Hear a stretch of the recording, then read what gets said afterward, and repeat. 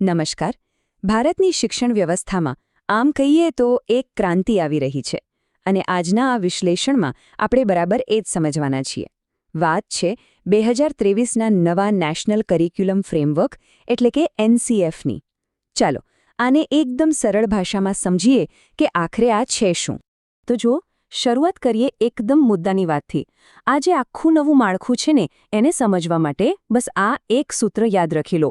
NCF 2023 એટલે શું? તો કે NEP 2020 એટલે કે નેશનલ એજ્યુકેશન પોલિસી વત્તા શિક્ષણનું પેલું નવું 5+3+3+4 સ્ટ્રક્ચર અને એમાં ઉમેરાશે સ્કિલ અને કોમ્પિટન્સી આધારિત શિક્ષણ. બસ આ ત્રણ વસ્તુઓનો સરવાળો છે આખું ફ્રેમવર્ક. હવે આપણે આ દરેક ભાગને ડિટેલમાં સમજીશું. સારું, તો સૌથી પહેલો અને સૌથી મોટો ફેરફાર જે તરત જ નજરે ચડે એ છે એજ્યુકેશનનું સ્ટ્રક્ચર. આપણે બધા જે 10+2 સિસ્ટમમાં ભણીને મોટા થયા છે એ હવે સમજો ને કે ઇતિહાસ બની ગઈ છે. એની જગ્યાએ આવી છે આ નવી 5+3+3+4 સિસ્ટમ. હવે સવાલ એ છે કે આ છે શું? ચાલો એના દરેક સ્ટેજને બારીકાઈથી જોઈએ. તો હવે આખી ભણતરની જે જર્ની છે એને 4 ભાગમાં વહેંચી દેવામાં આવી છે. પહેલો છે ફાઉન્ડેશનલ સ્ટેજ. અહીં મુખ્ય ફોકસ રમતગમત અને એક્ટિવિટી પર જ રહેશે, પુસ્તકોનો કોઈ બોજ નહીં. એ પછી આવે પ્રિપેરેટરી સ્ટેજ, જ્યાં લખવા, વાંચવા અને ગણિત જેવા બેઝિક વિષયો શીખવવામાં આવશે. ત્રીજો મિડલ સ્ટેજ, જ્યાં સાયન્સ, સોશિયલ સાયન્સ જેવા વિષયો થોડા ઊંડાણમાં ભણાવાશે. અને છેલ્લો અને સૌથી અગત્યનો સેકન્ડરી સ્ટેજ. અહીં વિદ્યાર્થીઓને પોતાની પસંદના વિષયો ચૂંટવાની આઝાદી મળશે, જેથી તેઓ પોતાના કરિયર માટે તૈયાર થઈ શકે. ચાલો, સ્ટ્રક્ચર તો આપણે સમજી લીધું, પણ હવે મોટો સવાલ એ છે કે આ બધા ફેરફાર કરવાની જરૂર શું પડી? આટલી મોટી સિસ્ટમ બદલવા પાછળનો હેતુ શું છે?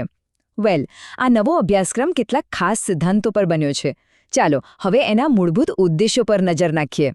જો આખું NCF છે ને એ આ 5 પાયા પર ઊભું છે અને એનો મુખ્ય ધ્યેય એક જ છે: ઘોખડપટ્ટીને બાય બાય કહેવાનો. હવે ફોકસ વિદ્યાર્થીઓના ઓવરઓલ ડેવલપમેન્ટ પર છે.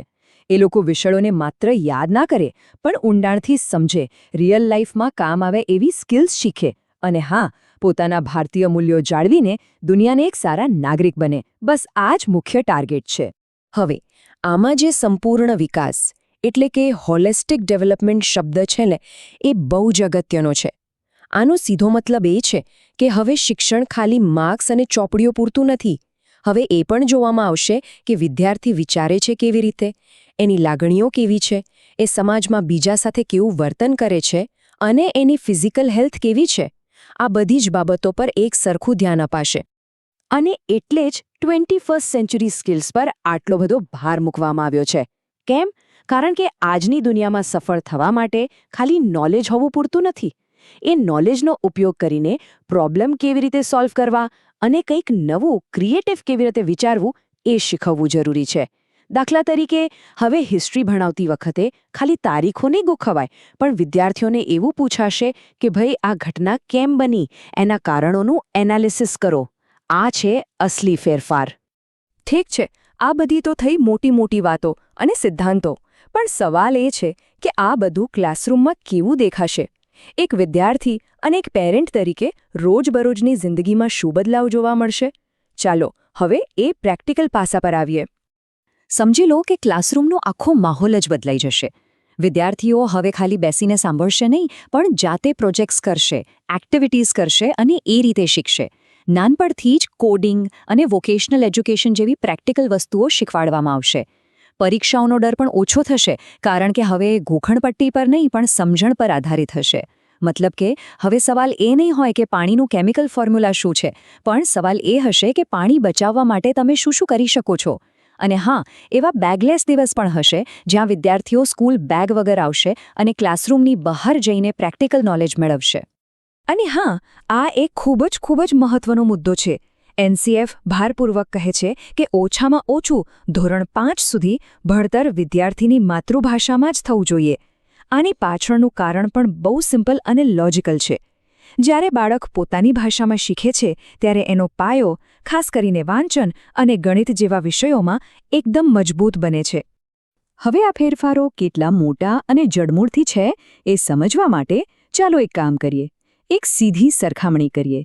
જૂનું એટલે કે 2005નું એનસીએફ અને નવું એટલે કે 2023નું એનસીએફ. જોઈએ કે બંને વચ્ચે શું ફરક છે. આ ટેબલ જોતાં જ આખો તફાવત એકદમ સ્પષ્ટ થઈ જાય છે. જુઓ, 2005નું ફ્રેમવર્ક ચાઇલ્ડ સેન્ટર્ડ હતું, પણ નવો ફ્રેમવર્ક સીધું એનઈપી 2020 પર આધાર રાખે છે. પહેલા ફોકસ એક્ટિવિટી પર હતો, હવે ફોકસ કોમ્પિટન્સી અને સ્કિલ્સ પર છે. સ્ટ્રક્ચર તો આપણે જોયું જ, 10+2 ગયું અને 5+3+3+4 આવ્યું. અને સૌથી મોટો ફેરફાર ટેકનોલોજી. પહેલાં એને બહુ મહત્વ નહોતું અપાતું, હવે એ શિક્ષણના સેન્ટરમાં છે. સ્વાભાવિક છે કે જ્યારે સિસ્ટમમાં આટલા મોટા ફેરફાર થાય ત્યારે શિક્ષકની ભૂમિકા પણ બદલાય અને આ નવું ફ્રેમવર્ક ટીચર્સના રોલને એકદમ નવી રીતે જુએ છે. ટૂંકમાં હવે શિક્ષક માત્ર ભણાવનાર કે ઇન્સ્ટ્રક્ટર નથી રહ્યા, એ એક ફેસિલિટેટર અને મેન્ટોર બનશે. એમનું કામ વિદ્યાર્થીને શીખવાનો રસ્તો બતાવવાનું છે, એમને ગાઈડ કરવાનું છે, એમને ટેકનોલોજીનો સ્માર્ટ ઉપયોગ કરતા આવડવું જોઈએ અને સૌથી અગત્યનું, દરેક બાળકની અલગ અલગ જરૂરિયાતોને સમજીને એમને મદદ કરવાની રહેશે. તો આ બધું સમજો. આ છે તમારું પોતાનું યુટ્યુબ ચેનલ જેરી એજ્યુકેશન ગુજરાતી. જો તમને આ વિડીયોઝથી સાચે જ ફાયદો થતો હોય તો આજે એક નાની રિક્વેસ્ટ છે. યુટ્યુબ પર હાઇપ નામનું નવું ફીચર આવ્યું છે, જેના દ્વારા તમે તમારા ફેવરિટ એજ્યુકેશન ચેનલને વધુ વિદ્યાર્થીઓ સુધી પહોંચાડી શકો છો. તો નીચે હાઇપ બટન પર ક્લિક કરીને થોડા પોઈન્ટ્સ જરૂર આપજો. તમારો આ એક સપોર્ટ આ વિડીયોને હજારો વિદ્યાર્થીઓ સુધી પહોંચાડશે અને મને આવી જ ક્વોલિટી કન્ટેન્ટ બનાવવા માટે મોટિવેશન આપશે.